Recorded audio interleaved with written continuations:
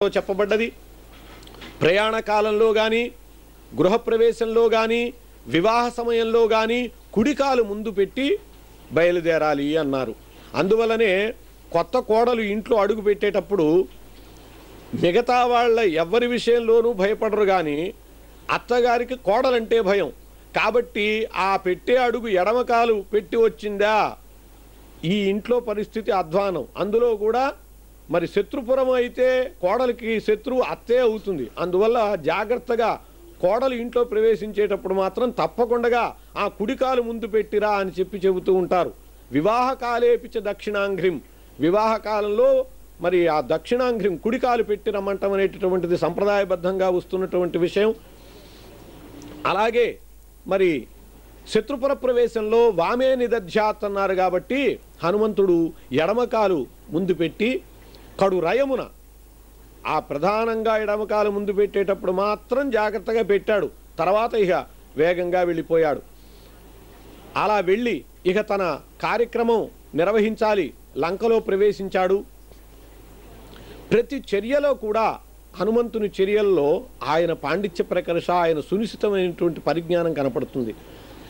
ఎలా వెళ్ళాలి, ఎక్కడికి వెళ్ళాలి, ఎప్పుడు వెళ్ళాలి, ఇవన్నీ కూడా ఆలోచించుకుని ఈ రాక్షస గణంలోకి వెళ్ళేటప్పుడు తాను ఎలా ప్రవర్తించాలో, ఈ రాక్షస లంకలోకి ప్రవేశించేటప్పుడు ఎలా ప్రవేశించాలో, ఇవన్నీ కూడా మనకి అడుగడుగునా కూడా ఆంజనేయ స్వామి చాలా జాగరూకతతో ప్రవర్తించడం కనపడుతుంది. ఇక్కడి నుంచి ఇక వెళ్ళి అన్వేషణలో దిగుతున్నాడు. సీతను వెతకాలి, ఇది ఆంజనేయ స్వామి ప్రధానమైనటువంటి కర్తవ్యం. అక్కడి నుంచి వెతకటం మొదలుపెట్టాడు. ఆ నగరం అంతా పరిశీలిస్తున్నాడు. ఆ నగరంలో అనేక రకాల ప్రాకారాలు, పెద్ద పెద్ద మాలలతో కూడినటువంటి ప్రాకారాలు ఉన్నాయి. అనేక రకాల సుగంధ పరిమళ ద్రవ్యాలతో మరి విరాజిల్లుతూ ఉన్నాయి. అవన్నీ కూడా రాక్షసీ గణం కూడా వాళ్ళకు కావలసినటువంటి సౌందర్య సంపదలన్నీ కలిగి ఉన్నారు. లంక స్వర్ణలంక అన్నారు దాన్ని. అంతటి బంగారుమయమైనటువంటి లంకలో వాళ్ళు రాక్షసులైనా కూడా సకల భోగాలతో విరాజిల్లుతున్నారు. కాబట్టి ఆ భవనాలన్నీ కూడా చూస్తూ ఉంటే హనుమంతునికి చాలా ఆశ్చర్యం గొలుపుతూ ఉన్నది. అలా చూస్తూ చూస్తూ వెడుతున్నాడు. ఎక్కడ సీతామాత ఉన్నదో అడుగు అడుగు ఇంటిని వెతుకుతూ వెడుతున్నట్ట ఆంజనేయ స్వామి. ఈ సందర్భంలో విశ్వనాథ సత్యనారాయణ గారు చమత్కరిస్తారు. ఈయన శంకర అవతారుడు, రుద్రవీర సముద్భవుడు, ఆది భిక్షువు శివుడు. కాబట్టి ఇంటింటికి గడప గడపకి ఎక్కుతున్నాడు, కానీ ఆయనకు కావలసినటువంటి భిక్ష దొరకటం లేదు అంటాడు. ఇంటింటికే వెళ్ళి ఆయన చూసేది ఏమిటంటే సీత కోసమని వెతుకుతున్నాడు. ఎక్కడా సీత కనపట్టలేదు. దాన్ని అలా ఆది భిక్షువుగా ఆ శంకర రూపుడైనటువంటి హనుమంతుడిని గురించి చమత్కరిస్తారు. అట్లా హనుమంతుడు ఇంటింటికి వెతుకుతూ అంగుళము కూడా పోగొట్టకండగా వెతుకుతున్నాడండి. ఎక్కడ దాచిపెట్టాడో తాను వచ్చినటువంటి కార్యం పూర్తి కావాలి అంటే మళ్ళీ పునః వెనక్కి వచ్చి ఆలోచించేటటువంటి అవకాశం ఉండదు. కాబట్టి అలా నెమ్మదిగా చూసుకుంటూ వెడుతున్నాడు. వెళుతుండగా ఆ రాక్షస జనం రాత్రి, అప్పటికి ఆంజనేయ స్వామి బయలుదేరే వేళకే సూర్యాస్తమయమైంది. అయాక చంద్రుడు వచ్చాడు. ఆ నక్షత్రముల గుంపుగూడి చంద్రుడు ఆవుల మధ్య ఆబోతులుగా ఉన్నాడు అని చెప్పి వర్ణిస్తాడు వాల్మీకి. అంటే చంద్రోదయం అయింది. ఈ లంకిని జయించేటప్పటికి ఇంకా బాగా పొద్దుపోయింది. ఇప్పుడు అందరూ కూడా రాక్షసులు విశ్రాంతి తీసుకునేటటువంటి సమయంలో ఉన్నారు. అందువల్ల వాళ్ళందరూ కూడా ఒక్కొక్కళ్ళని చూస్తూ ఉంటే కొందరు బాగా మద్యం తాగుతున్నారు, కొందరు బాగా నిద్రతో తూలుతున్నారు, ఆ మద్యం తాగటం వల్ల తూలుతున్నారు, ఒకళ్ళనొకళ్ళు కౌగలించుకుంటున్నారు, కొందరు వివాదపడుతున్నారు, ఎడంగా ఉంటున్నారు, కొందరు ప్రియుల కోసమని నిరీక్షణ చేస్తున్నారు. ఇలా ఎవరి పనిలో వాళ్ళు నిమగ్నులై ఉన్నారు. అర్ధరాత్రి సమయం కాబట్టి అనేక రకాల దృశ్యాలు కంటపడుతున్నాయి. మనకి నీతి శాస్త్రాలు అనేక రకాలు చెబుతూ ఉంటాయి. అందరూ నిద్రపోయేటప్పుడు ఒకడు మెలుకుతూ ఉండటం కూడా మంచిది కాదు అన్నారు. విను మధురాహారంబులు తినుటై పెక్కండ్రు నిద్రకూరిన ఎడ మేల్కని యునికియు అని చెప్పి అలా అందరూ నిద్రపోయేటప్పుడు మెలుకుతో ఉండటం కూడా మంచిది కాదు అన్నారు. ఎందువల్లంటే అలా ఒక్కడు మెలుకుతూ ఉంటే నిద్రపోయేటటువంటి వాళ్ళ యొక్క భిన్న భిన్న భంగిమలని, ప్రమాదకరమైనటువంటి దృశ్యాలని అనేక రకం చూడవలసినటువంటి సమస్య ఉత్పన్నమవుతుంది. అనేక వికృతమైనటువంటి ఆలోచనలు వస్తాయి సామాన్యులకైతే.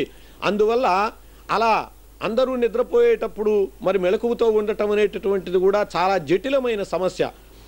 మరి హనుమంతుడు స్వీకరించినటువంటి కార్యానికి ఇది తప్పని పని కాబట్టి అలాగే ఆ రాక్షస గణం అంతా కూడా దాన్ని పరిశీలించుకుంటూ హనుమంతుడు వెళుతూ ఉన్నాడు. ఈ విధమైనటువంటి అన్వేషణ జరుగుతూ ఉండంగా వాళ్ళల్లో అనేక రకాల ఆకారాలు కలిగినటువంటి వాళ్ళు కూడా కనపడ్డారు. కొందరు వ్యాఘ్ర రూపులను, కొందరు ఘోర లులాయ రూపులను, కొందరు సింహరూపులను, కొందరు చూడ వరాహరీతులను, కొందరు బాణహస్తులను, ఈ విధంగా కొందరు దున్నపోతు ఆకారాలతో ఉన్నారట. కొందరు సర్పరూపులను, కొందరు పాముల ముఖాలతో ఆకారాలతో ఉన్నారు. రాక్షసులు వాళ్ళు భిన్న భిన్నమైనటువంటి రూపాలు పొంది ఉంటారు. కొందరు సింహరూపాలు కలిగి ఉన్నారు. కొందరు గార్ధవ వాజిరూపులను, గార్ధవ రూపులు కొందరుట, గాడిదల్లాగా కొందరున్నారు, గుర్రాల్లాగా కొందరున్నారు. ఇలా కొందరు బాణహస్తులను కూర్చుచునుండగ చూచి ఎత్తరిన్, కొందరు బాణాలు చేతుల్లో పట్టుకుని ఉన్నారు. అందరూ కూడా ఇలా ఉంటూ అంటే నిద్రతో కునుకు పడుతూ భిన్న భిన్నమైనటువంటి ఆకారాలు కలిగినటువంటి రాక్షసులు భిన్న భిన్నములైనటువంటి భంగిమలతో అక్కడ ఉంటూ ఉండంగా వాళ్ళందరినీ ఆంజనేయ స్వామి చూస్తున్నాడు. ఇలా ఒక్కొక్క ఇల్లే చూసుకుంటూ సీతాదేవి కోసమని అన్వేషించుకుంటూ వెళుతూ ఉండంగా ఇక్కడ అనేక రకాల అందరి గృహాలు కనపడే, ప్రహస్తుడి గృహము, విభీషణుడి గృహము ఇవన్నీ కనపడ్డట్టుగా చెబుతారు. అందులో తులసీదాసు విభీషణ గృహాన్ని చూడటంలో ఒక ప్రత్యేకత చెబుతారు.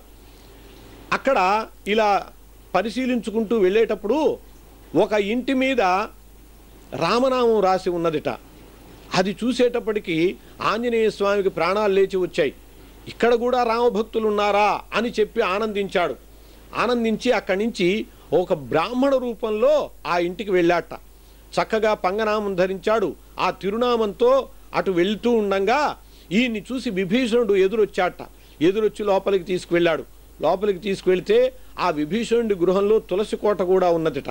అలా పవిత్రమైనటువంటి గృహంలో విభీషణుడి గృహంలో ప్రవేశిస్తే ఆ విభీషణుడు, అయ్యా మీరు రామదాసులా, ఎవరు మీరు, ఇలా ఎందుకు వచ్చారు అని చెప్పి కుశల ప్రశ్నలు వేశాట విభీషణుడు.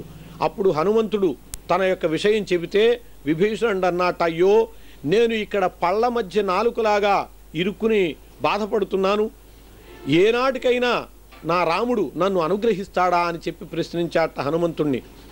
అలా ప్రశ్నిస్తే హనుమంతుడు చెబుతాడు, ప్రాకృతున్నైనటువంటి జంతువునైనటువంటి వానరుణ్ణైనటువంటి నన్నే అనుగ్రహించినటువంటి స్వామి నిన్నెందుకు అనుగ్రహించడు అని చెప్పి విభీషణుడికి సమాధానం చెప్పినట్లుగా అందులో చెప్పబడ్డది.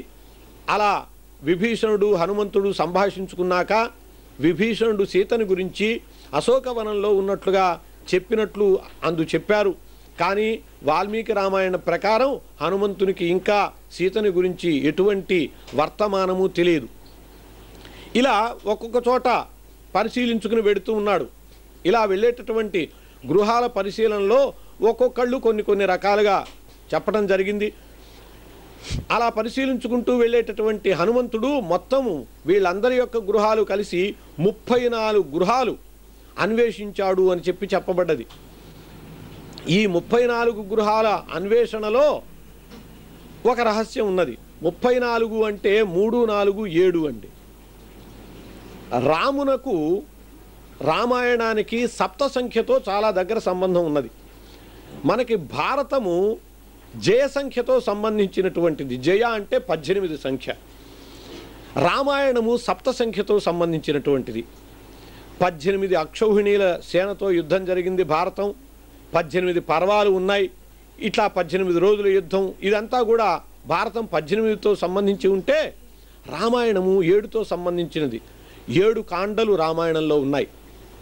అట్లాగే రామ శబ్దము రా అనేటటువంటిది యా రా అని రెండవ అంకె, మా అనేటటువంటిది పాపా బాబ్బా మా 5, 2 + 5 7 సంఖ్యకి సంబంధించినటువంటిదే రామ అనేటటువంటి శబ్దం కూడా. అట్లాగే రాముడి నక్షత్రం అశ్వని, భరణి, కృత్తిక, రోహిణి, మృగశిర, ఆర్ద్ర, పునర్వసు నక్షత్రం రామునిది, అది కూడా 7వ నక్షత్రం. అట్లాగే రామరావణ యుద్ధం 7 రోజులు జరిగింది. 7గురు మహా వీరులు ఈ యుద్ధంలో పాల్గొన్నట్లుగా కూడా చెప్పబడ్డది. ఇలా అంతా కూడా సప్త సంఖ్యలో మనకి ఈ రామాయణం కనపడుతుంది. అలాగే ఇక్కడ 34 గృహాలు పరిశీలించినట్లుగా చెప్పారు. అంటే 7 సప్త సంఖ్య ఇక్కడ కూడా మనకు కనపడుతుంది. అలా అన్వేషించుకుంటూ హనుమంతుడు వెడుతున్నాడు అని చెప్పి స్వస్తి.